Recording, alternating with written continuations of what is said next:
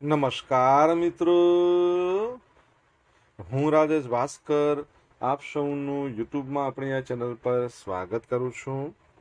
મિત્રો, આજે આપણે તારીખ 29 ઓગસ્ટ 2026ના કેટલાક મોસ્ટ ઇમ્પોર્ટન્ટ કરંટ અફેર અને અગાઉની પરીક્ષામાં પૂછાયેલા કેટલાક ઇમ્પોર્ટન્ટ પ્રશ્નો વિશે ડિટેલમાં ચર્ચા કરીશું, જે આપને આવનારી પરીક્ષા માટે ખૂબ જ ઉપયોગી સાબિત થશે. તો મિત્રો, આપ આ ચર્ચા સાથે જોડાઈ રહેજો અને વિડીયોને પહેલેથી લઈને છેલ્લે સુધી પૂરેપૂરો જોવાનો આગ્રહ રાખજો. તો ચલો મિત્રો, શરૂ કરીએ.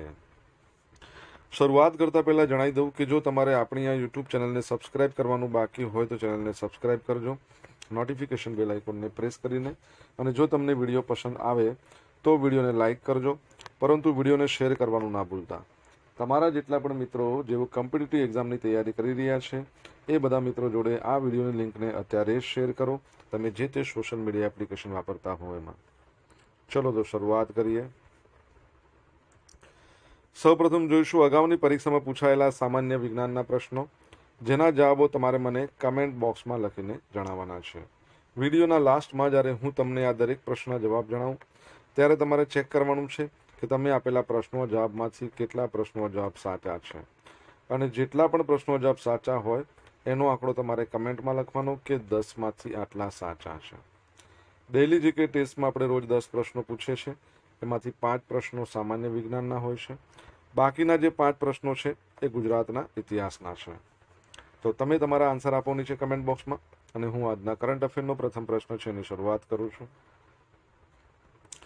પ્રથમ પ્રશ્ન છે, શાંઘાઈ કોઓપરેશન ઓર્ગેનાઇઝેશન શિખર સંમેલન 2026 ક્યાં યોજાશે? તો જવાબ આવશે બિસ્કેક, એટલે કે કિર્ગિસ્તાન. કિર્ગિસ્તાનનું જે કેપિટલ છે બિસ્કેક, ત્યાં આ યોજાવાની છે એસસીઓની શિખર સમિટ. તો ઓગસ્ટ 31 એટલે કે 2 દિવસ પછીની વાત છે. 31 ઓગસ્ટથી લઈને 1 સપ્ટેમ્બર દરમિયાન કિર્ગિસ્તાનની રાજધાની બિસ્કેક ખાતે 25મા નંબરની શાંઘાઈ કોઓપરેશન ઓર્ગેનાઇઝેશન એસસીઓ એની શિખર સંમેલન યોજાશે. આ સંમેલન છે એ એસસીઓની સ્થાપનાના 25 વર્ષ પૂર્ણ થવાના અવસરે યોજાઈ રહી છે. એટલે તમને ખબર પડી ગઈ હશે કે શાંઘાઈ કોઓપરેશન ઓર્ગેનાઇઝેશનની સ્થાપના ક્યારે થઈ? તો 2001માં. 2017માં ભારત જોડાયું, બરાબર છે, પાકિસ્તાન પણ જોડાયું. થીમ શું છે? 25 years of SCO together toward sustainable peace development and prosperity. મુખ્ય એજન્ડા શું છે? પ્રાથમિક સુરક્ષા, આતંકવાદ સામે લડાઈ, સાયબર સુરક્ષા, ઓર્ગેનાઇઝ ક્રાઇમ સામે લડવા માટે international centre for combating organise crime એની સ્થાપના. કનેક્ટિવિટી અને વેપારની વાત કરીએ તો ચીન, કિર્ગિસ્તાન, ઉઝબેકિસ્તાન રેલવે લાઇન અને કેસ્પિયન સમુદ્ર સાથે જોડાયેલા માર્ગો, કોરિડોર જેવા પરિવહન પ્રોજેક્ટ્સ. હવે એસસીઓની અંદર ટોટલ 10 સભ્ય દેશો છે: ભારત, ચીન, Russia, Pakistan, Kazakhstan, Kyrgyzstan, Tajikistan, Uzbekistan, Iran અને બેલારુસ, બરાબર છે. શાંઘાઈ કોઓપરેશન ઓર્ગેનાઇઝેશન એની વાત કરીએ આપણે છે તો 15 જૂન 2001માં એની સ્થાપના થઈ. હેડક્વાર્ટર બેઇજિંગમાં આવેલું છે. તમારા માટે પ્રશ્ન છે એના સેક્રેટરી જનરલનું નામ શું છે? જો તમને જવાબ આવડતો હોય તો કમેન્ટ બોક્સમાં લખીને જણાવો. ત્યારબાદનો ક્વેશ્ચન છે, દર વર્ષે ભારતમાં રાષ્ટ્રીય ખેલ દિવસ ક્યારે ઉજવવામાં આવે છે? તો જવાબ આવશે 29મી ઓગસ્ટ, એટલે કે આજનો દિવસ તો રાષ્ટ્રીય ખેલ દિવસ છે. તો હોકીના દિગ્ગજ મેજર ધ્યાનચંદ છે, એમને શ્રદ્ધાંજલિ તરીકે ભારતમાં 29મી ઓગસ્ટને રાષ્ટ્રીય ખેલ દિવસ તરીકે ઉજવવામાં આવે છે.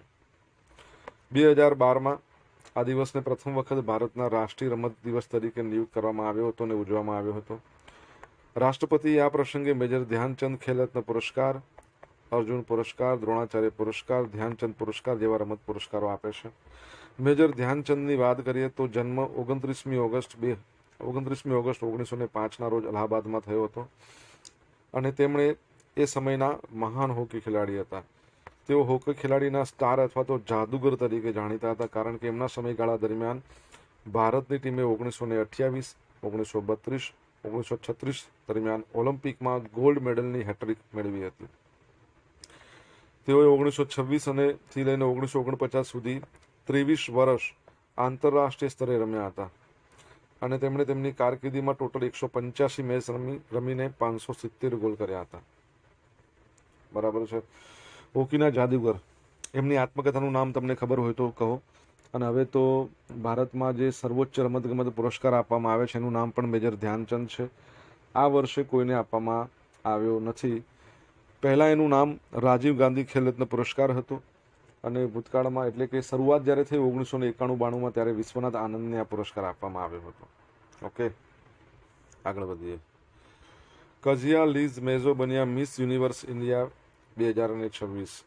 તો કેરળના 19 વર્ષીય કઝિયા લીઝ મિઝો છે, એમણે મિસ યુનિવર્સ ઇન્ડિયા 2026નો ખિતાબ જીતી લીધો છે. 23 ઓગસ્ટના રોજ જયપુર ખાતે યોજાયેલી ગ્રાન્ડ ફિનાલેમાં 52 સ્પર્ધકોને હરાવીને એમણે આ સફળતા મેળવી છે.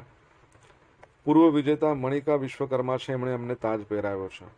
જો અહીંયા શું વાત ચાલી રહી છે, મિસ યુનિવર્સ ઇન્ડિયા. પ્રશ્ન તમારા માટે એ છે કે મિસ યુનિવર્સ ભારતમાં પ્રથમવાર કોણ બન્યું હતું, કયા વર્ષમાં બન્યા હતા?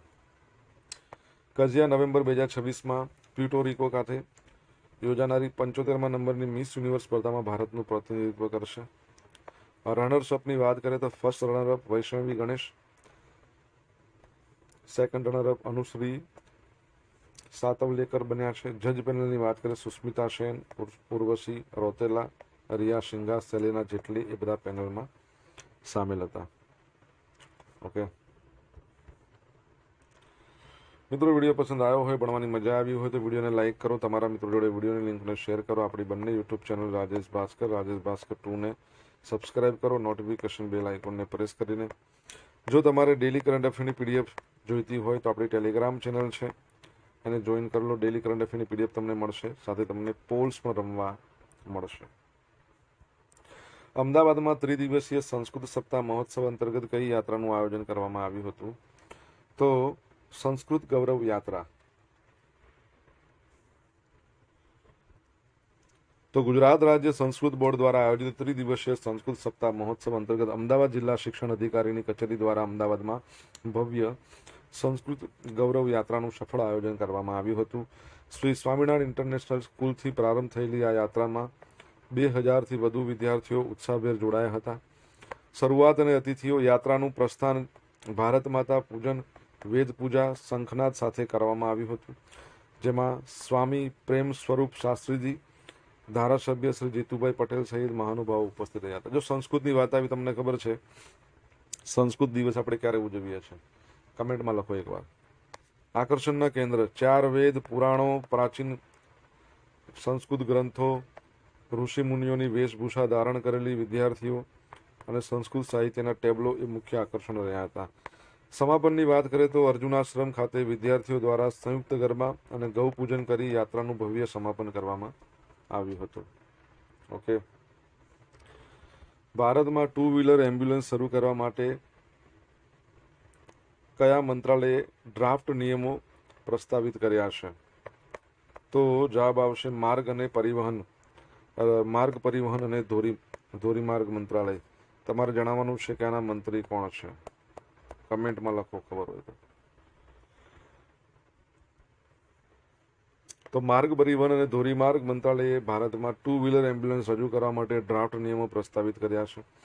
આ ડ્રાફ્ટ ફ્રેમવર્ક કેન્દ્રીય મોટર વાહન નિયમો 1989 હેઠળ રજિસ્ટ્રેશન, ડિઝાઇન, સલામતી અને સંચાલન માટે એક અલગ કાનૂની અને ટેકનિકલ આધાર ઊભો કરવાનો પ્રયાસ કરે છે.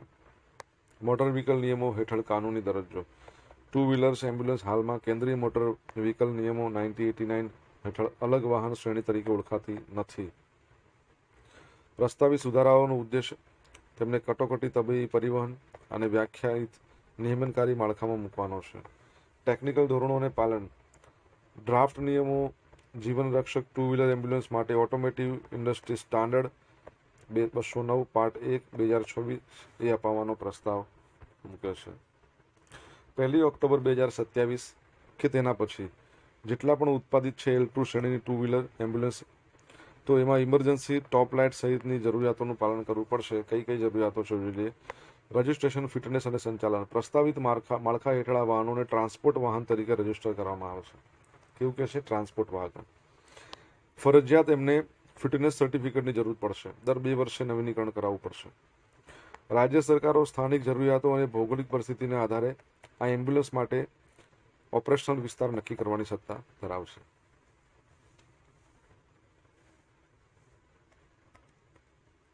એમ્બ્યુલન્સની વાત આવી, બરાબર છે. 108 નંબર. હવે તો કોમન એક નંબર આવી ગયો છે ને, 112 નંબર. પોલીસ બોલાવો, ફાયર બોલાવો, એમ્બ્યુલન્સ બોલાવો, અને બધા માટે કોમન નંબર. ઓકે, ચલો આગળ વધીએ. ભારતીય કોસ્ટગાર્ડ અને વિયેતનામ કોસ્ટગાર્ડ વચ્ચે 7મા નંબરની ઉચ્ચ સ્તરીય બેઠક યોજાઈ ગઈ. તો 25મી ઓગસ્ટના રોજ ચેન્નઈ ખાતે ભારતીય કોસ્ટગાર્ડ, ઇન્ડિયન કોસ્ટગાર્ડ અને વિયેતનામ કોસ્ટગાર્ડ વચ્ચે 7મા નંબરની ઉચ્ચ સ્તરીય બેઠક યોજાઈ. આ બેઠક 2015માં થયેલા MOU મેમોરેન્ડમ ઓફ અન્ડરસ્ટેન્ડિંગ હેઠળ આયોજિત કરવામાં આવી હતી. ઇન્ડિયન કોસ્ટગાર્ડ, તમને ખબર છે ઇન્ડિયન કોસ્ટગાર્ડ, એની સ્થાપના 1 ફેબ્રુઆરી 1977માં થઈ. એનો જે એક્ટ હતો એ 1978માં આવ્યો, બરાબર છે. પરમેશ શિવમણી છે એ તેના ડિરેક્ટર જનરલ. જો અહીંયા લખ્યું છે ભારતીય કોસ્ટગાર્ડના ડાયરેક્ટર જનરલ પરમેશ શિવમણી, અને એનો મુદ્રાલેખ છે તમારે કહેવાનો છે હેડક્વાર્ટર નવી દિલ્હીમાં છે. ઇન્ડિયન કોસ્ટગાર્ડનો મુદ્રાલેખ તમારે જણાવવાનો છે. તો ભારતીય કોસ્ટગાર્ડના ડાયરેક્ટર જનરલ પરમેશ શિવમણી અને વિયેતનામ કોસ્ટગાર્ડના vice commander major general Luong Dinh Hung દ્વારા સંયુક્ત અધ્યક્ષતા કરવામાં આવી હતી. વિયેતનામ જહાજની મુલાકાત. વિયેતનામ કોસ્ટગાર્ડનું જહાજ CSB 8002 ચેન્નઈ પોર્ટ પર પહોંચ્યું હતું. પ્રતિનિધિઓએ કટ્ટુપલ્લી ખાતે આવેલું જે L&T શિપ બિલ્ડિંગ ફેસિલિટી છે એની પણ મુલાકાત લીધી હતી. હવે આમાં કયા કયા સહયોગના ક્ષેત્રો છે? દરિયાઈ શોધ અને બચાવ, બરાબર, રેસ્ક્યુ એન્ડ ઓલ. પછી કાયદાનું પાલન, પ્રદૂષણ નિવારણ અને ક્ષમતા નિર્માણ જેવા મુખ્ય મુદ્દા પર ચર્ચા થઈ. સંયુક્ત તાલીમ અને જહાજોની મુલાકાત વધારવા માટે સંમતિ પણ દર્શાવવામાં આવી હતી. ઓકે, સોશિયલ મીડિયાના માધ્યમથી મારી સાથે તમે કનેક્ટ રહી શકો છો. ઇન્સ્ટા આઈડી છે rajesh.i.bhaskar, ફેસબુક આઈડી છે RI ભાસ્કર, અને ટેલિગ્રામ ચેનલ છે આપણી રાજેશ ભાસ્કર. ટેલિગ્રામ ચેનલ કઈ છે?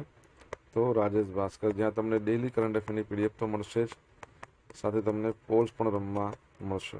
જો ભણવાની મજા આવી હોય તો વિડીયોને લાઈક કરો, તમારા મિત્રો જોડે વિડીયોની લિંકને શેર કરો, ચેનલ સબસ્ક્રાઈબ કરવાની બાકી હોય તો સબસ્ક્રાઈબ કરો, નોટિફિકેશન બેલ આઇકોનને પ્રેસ કરી દો.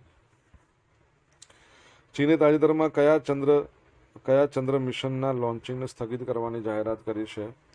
તો જવાબ આવશે ચાંગ-7. શું આવશે? ચાંગ-7. તો ચીને તેના મહત્વાકાંક્ષી લુનાર મિશન ચાંગ-7 લોન્ચિંગને અચાનક સ્થગિત કરવાની જાહેરાત કરી દીધી છે. 23મી ઓગસ્ટના રોજ ચાઇના મેન્ડ સ્પેસ એજન્સી દ્વારા આપવામાં નિવેદન અનુસાર આ મિશન નિર્ધારિત વિન્ડો સમય દરમિયાન લોન્ચ થવાની સ્થિતિમાં નથી. મિશનનો હેતુ શું છે? તો ચાંગ-7 મિશનનો મુખ્ય ઉદ્દેશ્ય ચંદ્રનું દક્ષિણ ધ્રુવ છે ત્યાં રહેલા કાયમી છાયાવાળા ખાડાઓમાં પાણીના બરફની શોધ કરવાનું છે. ત્યાંના પર્યાવરણનો અભ્યાસ કરવાનો છે. લોન્ચિંગ સ્થળ. આ રોકેટ ચીનના દક્ષિણ હેનાન દ્વીપ પર આવેલા વેનયાગ સ્પેસ લોન્ચ સાઇટ પરથી લોન્ચ કરવામાં આવ્યું હતું. સ્થગિત થવાનું કારણ. સ્પેસ એજન્સીઓએ વિગતવાર કારણ આપ્યા વગર કહ્યું કે મિશનની સાવચેતી, વિશ્વસનીયતા અને સંપૂર્ણ સફળતાના સિદ્ધાંતને આધારે વ્યાપક મૂલ્યાંકન કર્યા બાદ આ નિર્ણય લેવામાં આવ્યો છે. ચાંગ-6ની સફળતા. આ પહેલા વર્ષ 2024માં ચીનનું ચાંગ-6 પ્રોબ ચંદ્રના દક્ષિણ ભાગ પરની સપાટી પરથી ખડકોના સેમ્પલ લઈને સફળતાપૂર્વક પૃથ્વી પર પાછું ફર્યું હતું. ઓકે, તમને ખબર છે આપણું ભારતનું ચંદ્રયાન 3 જે હતું, ચંદ્રની ધરતી પર પહોંચનાર પ્રથમ ભારતીય, અને નોર્થ પોલ પર સાઉથ પોલ, ચંદ્રના દક્ષિણ ધ્રુવ સાઉથ પોલ પર પહોંચનાર પ્રથમ હતું. તો ચંદ્રયાન 3 છે એણે જ્યાં લેન્ડિંગ કર્યું હતું એ પોઈન્ટનું નામ શું આપવામાં આવ્યું હતું? તમને ખબર હોય તો કમેન્ટ બોક્સમાં લખીને જણાવો. પ્રસિદ્ધ અભિનેતા પ્રદીપ રાવતનું 74 વર્ષની વયે નિધન થયું. તો સિનેમા જગતના જાણીતા અને લોકપ્રિય અભિનેતા પ્રદીપ રાવતનું તાજેતરમાં 74 વર્ષની વયે બ્લડ કેન્સર સામેની લાંબી લડાઈ બાદ મુંબઈની કોકિલાબેન ધુભાઈ અંબાણી હોસ્પિટલમાં દુઃખદ અવસાન થયું છે. કારકિર્દી અને ટેલિવિઝન. 21 જાન્યુઆરી 1952ના રોજ જબલપુરમાં જન્મેલા પ્રદીપ રાવત છે.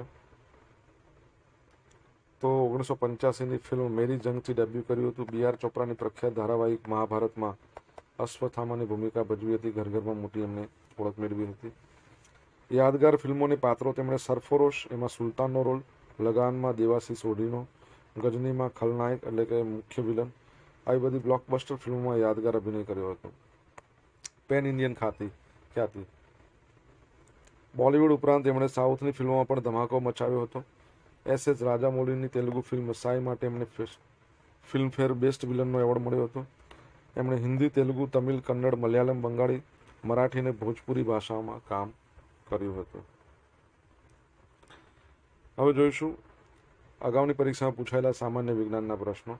પહેલો પ્રશ્ન, મધમાખીનું ઉછેરનું વિજ્ઞાન કયા નામથી ઓળખાય છે? તો એપીકલ્ચર કહેવાય છે. શું કહેવાય? એપીકલ્ચર. વાહન વ્યવહારના ધુમાડામાં નીચેનામાંથી કયા પદાર્થો હાજર હોતા નથી એવું કીધું છે, તો એમોનિયા ના હોય.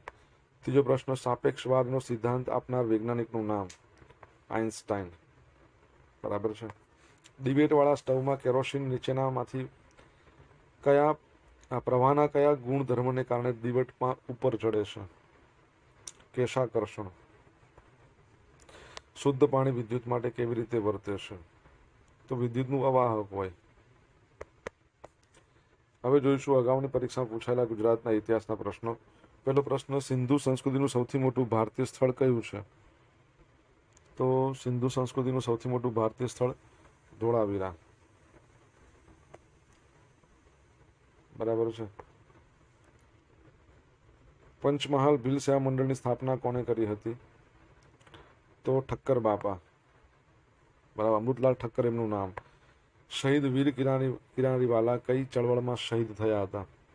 હિન્દ છોડો. કઈ ચળવળ? હિન્દ છોડો.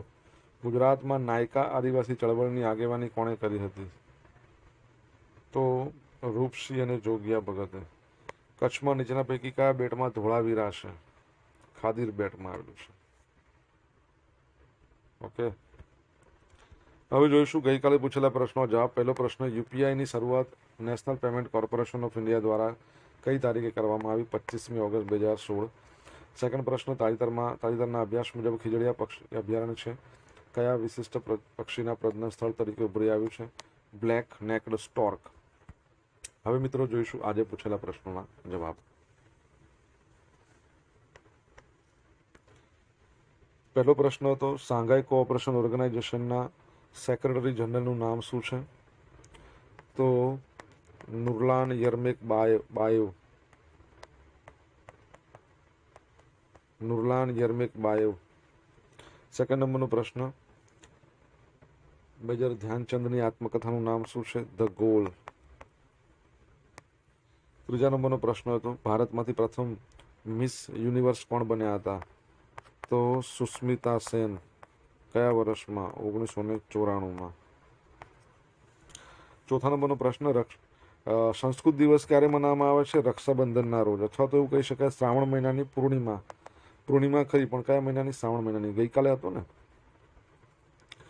પાંચમા નંબરનો પ્રશ્ન, માર્ગ અને પરિવહન મંત્રાલયના મંત્રી કોણ છે? કેન્દ્રીય નીતિન ગડકરી. છઠ્ઠા નંબરનો પ્રશ્ન, ઇન્ડિયન કોસ્ટગાર્ડ છે, તો ઇન્ડિયન કોસ્ટગાર્ડનો મુદ્રાલેખ શું છે?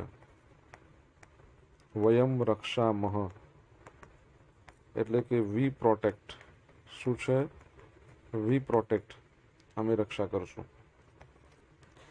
સાતમા નંબરનો પ્રશ્ન, ચંદ્રયાન 3 છે એને જે જગ્યાએ લેન્ડિંગ કર્યું હતું એ જે પોઈન્ટ હતું એનું નામ શું રાખવામાં આવ્યું? શિવ શક્તિ પોઈન્ટ. બીજી વસ્તુ કે લેન્ડર હતું એનું નામ શું હતું? વિક્રમ નામનું લેન્ડર હતું. જે રોવર હતું, રોવર એનું નામ હતું શું હતું? પ્રજ્ઞાન નામનું. તો એ પણ યાદ રાખજો. હવે મિત્રો જોઈશું ગઈકાલના કરંટ અફેરમાંથી પૂછેલા કેટલાક ઇમ્પોર્ટન્ટ પ્રશ્નો, જેના જવાબો તમારે મને કમેન્ટ બોક્સમાં લખીને જણાવવાના છે. પહેલો પ્રશ્ન, ડીઆરડીઓ દ્વારા મિસાઇલ ટેકનોલોજી ટ્રાન્સફર કરવાનો મુખ્ય ઉદ્દેશ શું છે? બીજો પ્રશ્ન, ભારતીય બંધારણનો કયો અનુચ્છેદ સંસદને રાજ્યનું નામ બદલવાની અથવા તેની સીમાઓનો ફેરફાર કરવાની સત્તા આપે છે? તમને ખબર છે ને કે કેરળ છે એનું નામ બદલીને હવે કેરલમ થઈ ગયું છે. શું થઈ ગયું છે? કેરલમ. તો એના અંતર્ગત આ પ્રશ્ન બનાવ્યો છે. જો તમને જવાબ આવડતો હોય તો કમેન્ટ બોક્સમાં લખીને જણાવી શકો છો. તો મિત્રો અહીંયા આપણે સ્ટોપ કરશું. આ હતા આજના દિવસના કેટલાક મોસ્ટ ઇમ્પોર્ટન્ટ કરંટ અફેર અને અગાઉની પરીક્ષામાં પૂછાયેલા ઇમ્પોર્ટન્ટ પ્રશ્નો એના જવાબોની સાથે. આશા રાખું બધાને ભણવાની મજા આવી હશે. જો ભણવાની મજા આવી હોય તો વિડીયોને લાઇક કરો, તમારા મિત્રો જોડે વિડીયોની લિંકને શેર કરો. આપણી બંને યુટ્યુબ ચેનલ રાજેશ ભાસ્કર 2ને સબસ્ક્રાઈબ કરો. નોટિફિકેશન બેલ આઇકોનને પ્રેસ કરીને તો thank you so much for watching this video. Have a nice day. Jai Hind, જય ભારત, જય જય ગરવી ગુજરાત.